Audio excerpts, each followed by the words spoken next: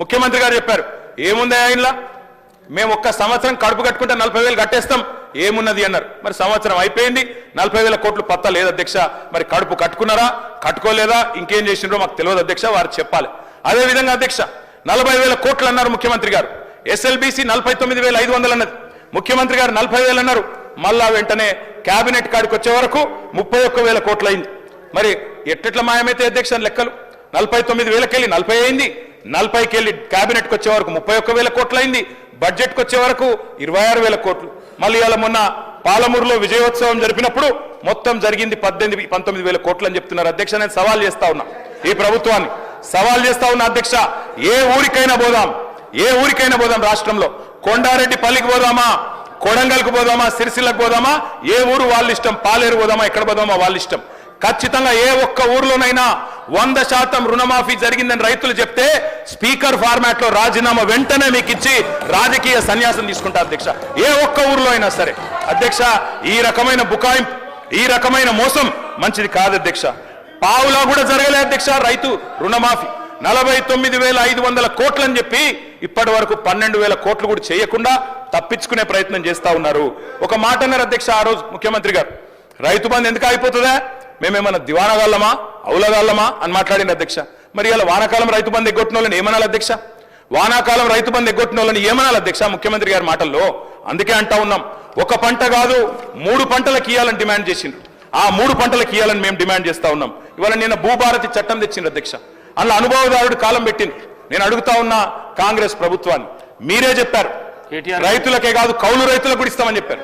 Yes sir, conclude చేయండి. ఎందుకంటే నేను వేరేమైనా మాట్లాడుతున్నా సార్, సబ్జెక్టే మాట్లాడుతున్నా, రైతు భరోసా మీద మాట్లాడుతున్నా అధ్యక్ష. అనుభవదారుడి కాలం పెట్టారు, జమాబంధన్ రాసినారు. మరి అనుభవదారుడి కాలం పెడితే నేను అడుగుతా ఉన్నా అధ్యక్ష, చెప్పండి దయచేసి.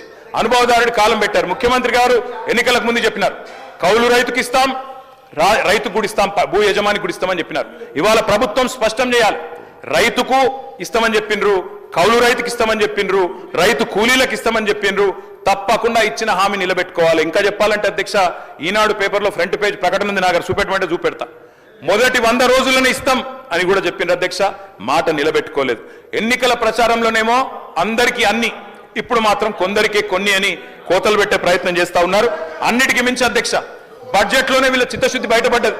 మంత్రి గారేమో మేము నిర్ణయం తీసుకోలేదు అంటున్నారు రైతు భరోసా మీద, కానీ బడ్జెట్లోనే వీళ్ళ చిత్తశుద్ధి బయటపడ్డది అధ్యక్ష. ఏం చెప్పారు బడ్జెట్లో, రైతు భరోసాకి కేవలం కేటాయించింది 15,000 కోట్లు. మీకు నిజంగానే పెంచాలన్న ఆలోచన ఉన్న మాట వాస్తవం అయితే, 100 రోజుల్లో రైతు భరోసా పెంచుతామని చెప్పిన మాట వాస్తవం అయితే, మీరు ఎందుకు 15,000 కోట్లే కేటాయించారు? ఎందుకు మీరు 23,000 కోట్లు ఏదైతే 7,500 రూపాయలు కావాలో ఎకరానికి ఎందుకు కేటాయించలేదు? 70 లక్షల మంది రైతన్నలకు మీరు 15,000 కాకుండా మరి 15,000 ఇవ్వాలి అంటే 23,000 కోట్ల రూపాయలు కావాలి. అది మీరు పెట్టలేదు అంటేనే మీ చిత్తశుద్ధి అర్థమైతా ఉన్నది. కోతలకు సిద్ధపడ్డ తర్వాతనే ఉపసంఘం వేసినారు, మంత్రివర్గ ఉపసంఘం. ఇవాళ మీరు టైం పాస్ చేస్తా ఉన్నారు, ఖచ్చితంగా చెప్తా ఉన్నా, కాలక్షేపం చేస్తున్నారు. మంత్రివర్గ ఉపసంఘాన్ని వేసి ఇయ్యదలుచుకోలేదు మీరు. వానాకాలం రైతు బంధు ఎగ్గొట్టినట్టే భవిష్యత్తులో కూడా రైతు బంధు ఎగ్గొట్టే చక్కర్లో మీరు ఉన్నారు. అందుకే ఇవాళ రైతులు నమ్మతలేరు. రైతును అనుమానించే ప్రయత్నం చేస్తా ఉన్నారు, అవమానించే ప్రయత్నం చేస్తున్నారు. పెద్దోళ్ళకి ఇస్తున్నారు, దుర్వినియోగం అయిపోయింది అని కావాలని ఆంక్షలు పెడతాం, అగ్ని పరీక్షలు పెడతామని చెప్పి నిందలు వేస్తామని మాట్లాడుతూ ఉన్నారు అధ్యక్ష. మరి మేనిఫెస్టోలో పెట్టినప్పుడు ఎందుకు చెప్పలేదు అధ్యక్ష ఇవన్నీ?